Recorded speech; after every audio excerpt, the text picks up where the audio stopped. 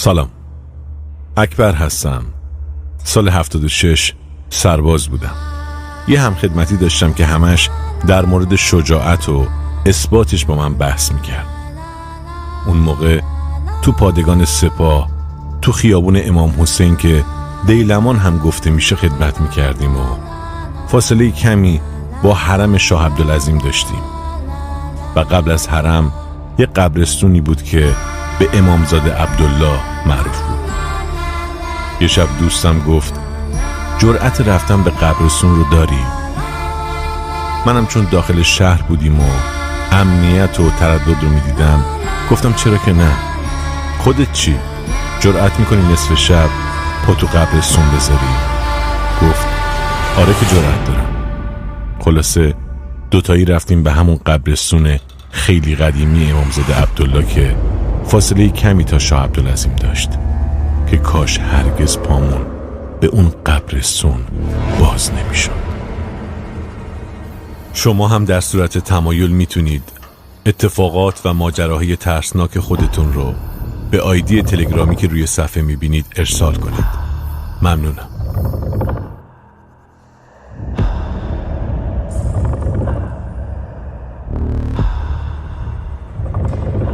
وقتی وارد قبرستون شدیم ساعت حدود 1 شب بود و چون تابستون بود هوا هم کاملا مناسب بود. حصار دور اونجا دیواری تا کمر انسان و بقیهش نرده تا ارتفاع سر آدم بود و کاملا میشد خیابون رو دید. از طرفی هر 2 متر یه ورودی بدون در که حالت قوسی شکل داشت قرار داشت. یعنی دور تا دور اونجا درب وجود داشت که از هر جا میخواستی با 2 قدم راه رفتن میتونستی وارد یا خارج بشی.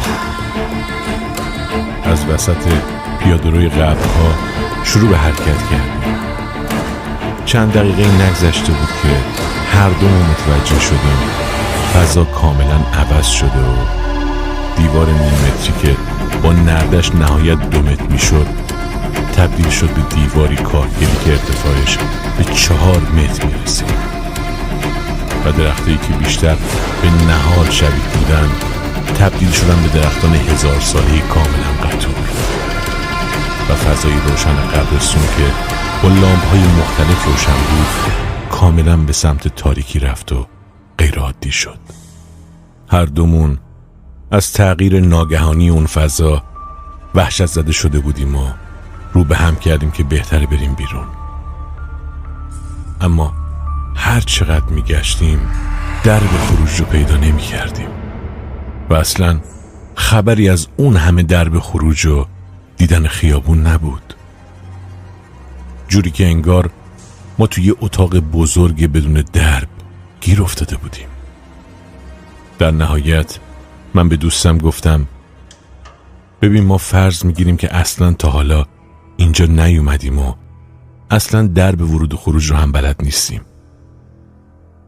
اگه دستمون رو به دیوار بگیریم و همینطور در یک جهت حرکت کنیم به کنجی میرسیم که دوباره همینطور طول دیوار رو طی کنیم به کنجی دیگه و نهایتاً آخرین ضلع از دیوار این مستطیل بالاخره از 4 ضلعی که هست یکیش دری بوده که ما ازش وارد شدیم از همون خارج میشیم. هرچند که ما اصلا از دری بجز همون یکی از دروازه های دور قبرستون وارد نشده بودیم و این فضا بود که یهو عوض شده بود. دوستم قبول کرد و شروع کردیم دور اون مستطیل بزرگ چرخیدن و دنبال درب خروج گشتن و هر بار میشمردیم که این چندمین ضلع از دیواره که طی کردیم. نزدیک به 12 بار دور اون فضا چرخیدیم و واقعا وحشت کردیم که این چجور قبرستونیه که درب خروج نداره. پس ما چجوری وارد اینجا شدیم؟ در نهایت دوستم گفت ببین این وسط یه اتاقکی هست که مربوط به سرایدار اینجاست. بریم درشو بزنیم و ازش بپرسیم در خروج کجاست.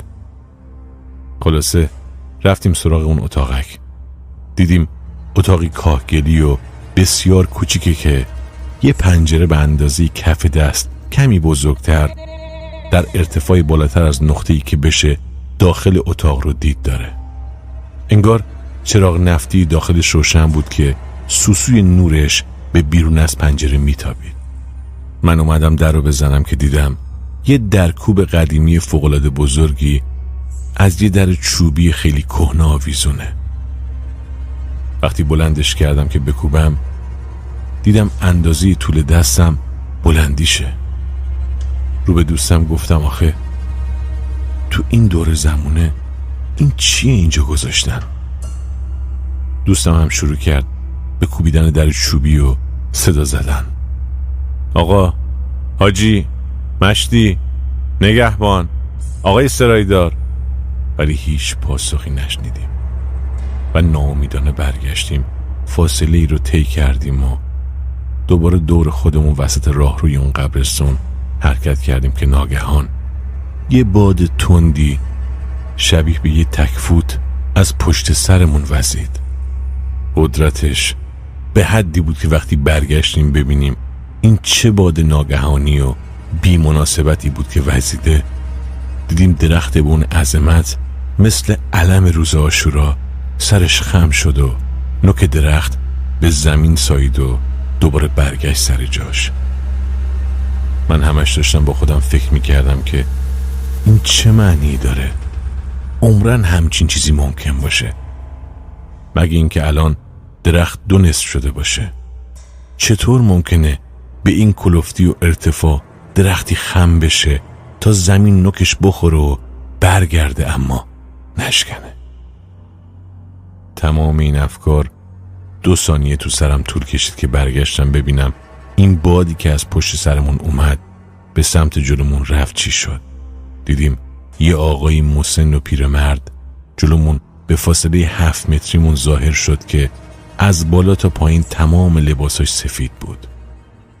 علیرغم این که خیلی ترسیده بودیم و دوستم از ترس دست منو جوری فشار میداد که داشت میشکست، کنجکاوی من اجازه نمیداد فضولی نکنم و با دقت تمام شروع کردم به دیدن و برانداز کردن لباسای این پیرمرد. دیدم یک کلاه شبیه همین کلاهایی که تو مکه سرشون میذارن، سفید رنگ مثل توری سرشه. بعد یه لباس رو مثل لباس آخوندا تنشه که اونم سفیده. لباس زیرش هم کاملا سفید و یه شال دور کمرش اونم سفید. شلوارش هم سفید و حتی کفشاش گیوه پارچه‌ای سفید پاش بود. گفتم یعنی چی؟ این چجوری این لباسا رو با هم ست کرده که همشون سفیدن؟ اصلا یه تیکه کوچیک از پوشش این آقا رنگ دیگه ای نیست. رو به دوستم کردم و در عین ترسی که تمام وجودم رو گرفته بود خندیدم و گفتم نگاه کن، طرف کلن تیپ سفید زده نصف شب، اومده قبرستون مثل ما. ضمناً هیکل اون آقا هم خیلی نامتعارف بود.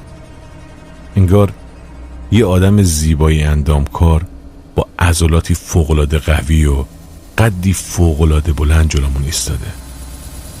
من خودم قدم 1.80، اما سرم رو به آسمون به اون آقا نگاه میکردم و مجبور بودم گردنمو بالا بگیرم تا صورتشو ببینم. صورتشم فوق‌العاده سفید و نورانی بود. خلاصه فقط یه سوال از ما بیشتر نپرسید که اینجا چی کار دارید؟ من و دوستم با عجله و ترس گفتیم میخوایم بریم بیرون ولی درب خروج رو پیدا نمیتونیم بکنیم. دست راستش رو به سمتی گرفت که دیدیم کلاً 7 قدم با در فاصله داریم. وقتی با عجله از اون در بیرون رفتیم و برگشتیم داخل قبرستون رو دیدیم فضا دوباره همون شکلی شد که اولش بود. فردا صبحش دوباره با هم رفتیم سمت قبرستون ببینیم این چه اتفاق عجیبی بود که افتاده بود. رفتیم هر چقدر داخل اونجا رو گشتیم نه دیوار کاهگلی وجود داشت، نه اتاق کاهگلی نگهبان و نه کسی همچین آقایی رو تا حالا اونجا دیده بود. یه راست رفتیم سراغ سرایداری، دیدیم دیواراش آجوری و یه تک زنگ سفید داره. درشو زدیم. از اتاقش بیرون اومد.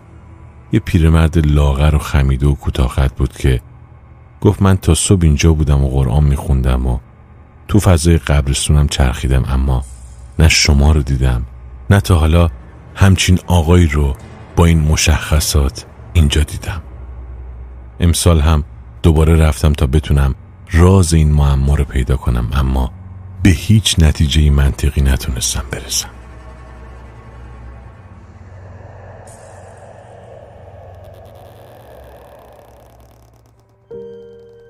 سلام. ما 3 خواهر هستیم. هر 3 با فاصله سنی 2 سال از هم متولد شدیم. من خواهر بزرگه و اولی هستم و از بین ما فقط خواهر کوچیکم ازدواج کرد و ما 2 تا مجرد موندیم. همین قضیه موجب حسادت من و نسرین به الهام بود. شوهرش وضع خوبی داشت، به خصوص که به الهام خیلی بها میداد و براش از جواهر گرفته میخرید تا سفرهای خارجی میبردش. شوهرش اون چیزی بود که ما 2 تا آرزوشو داشتیم. الان من 40 سالمه. دیگه از شوهر بی نصیب شدم. هرچی هم پیش دعانویس و جادوگر رفتم کاری پیش نرفت و هیچی نشد. من همیشه دلم یه شوهر خارجی میخواست، مثلا عین فیلما، یه شوهر قد بلند امریکایی و آخ چقدر دلم میخواست پوز بدم. یه زندگی لوکس و شیک، اما نه قسمت من شد و نه قسمت نسرین، بلکه برعکس الهام که دختر قانعی بود قسمت و قدر اون شد. اوایل سعی میکردیم زندگیشو خراب کنیم اما نمیشد. یا شماره شوهرشو به یه زن عمومی داده بودیم تا مزاحمش بشه و میونشون به هم بخوره، اما بازم نشد.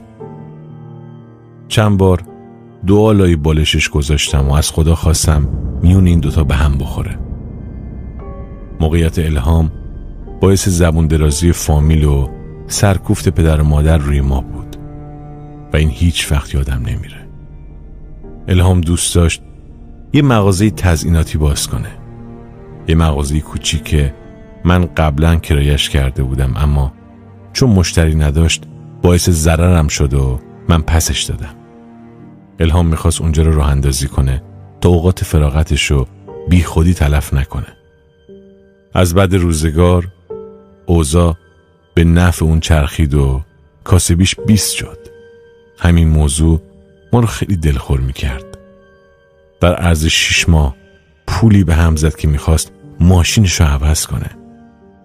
من و نسرین از حسادت مردیم. تصمیم گرفتیم یه شب به خونه الهام بریم و پولاشو بدزدیم. نقشمونو کامل کشیدیم.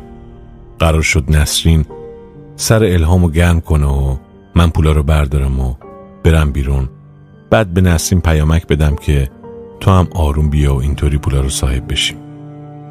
هیچ یادم نمیره اون شب الهام از ما پذیرایی حسابی کرد. خوشحال بود که میخواست ماشینشو عوض کنه. نسرین سر الهامو گرم کرد و من به بهانه چرتکی کوچیک رفتم و چون محل نگهداری پولا رو میدونستم اونا رو برداشتم و بعد با حالتی که انگار حالم خوب نیست اومدم و گفتم میخوام برم. اونا اول نگران شدن اما بعد با صحبتهای من اجازه دادم برم بیرون. از اینجا اشتباه من شروع شد. من بیرون رفتم، دم پارکینگ ایستادم، پولا رو تو کیفم فشار دادم و با موبایل شروع کردم نوشتن پیامک برای نسرین. نسرین زود بیا بیرون، پولا رو دزدیدم، منتظرتم. مطمئن هستم پیامو برای نسرین فرستادم، اما موقعی که تیک دریافت پیام خورده شد دیدم برای الهام رفته. دیگه باید باقیشو خودتون حدس بزنید. الان از پیش جادوگر میام. گفته دعایی رو بریزم توی تیک شیرینی تا الهام و شوهرش از شکایتشون بگذرن. این 3مین دعایی که دارم برای رضایت گرفتن از جادوگر و دعانویس میگیرم. آخه یکی بهم بگه چرا اینقدر بد میارم، راهنمایی کنه، چرا دستم تو تجارت سنگینه، تو شوهر بی‌نصیبی هست، چرا؟ آیا باید پیش دانویس بهتر برم